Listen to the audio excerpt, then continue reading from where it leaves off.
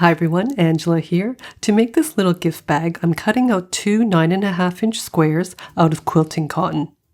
Put right sides together and then on one side place pins or clips about 3 inches apart in the center.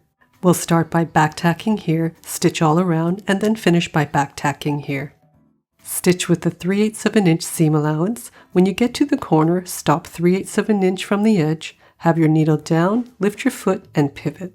Lower the foot again and continue stitching, finishing at the other clip.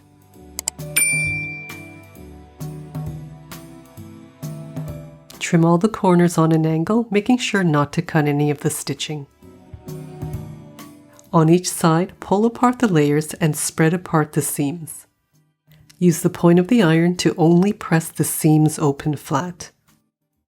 At the opening, make sure to press the seams straight and even. Turn right side out and then use a point turner or knitting needle to carefully poke out all the corners. Adjust all the side seams so that they're right in the center and then press all around. This red side will be the petals, so we need to fold up all the corners so that it's 3 inches on each side from the point. An easy way to check that is to use the corner of a template. Press along the fold and repeat for all the corners.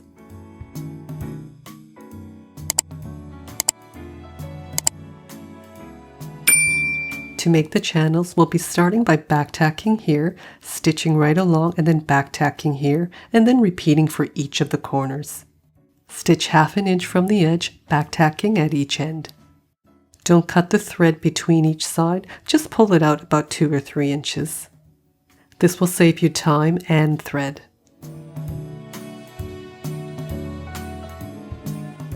Once done, trim all the threads. Next, we're going to sew together these side edges. Fold in half with the outer fabric together. Match at the corners and the outer edges.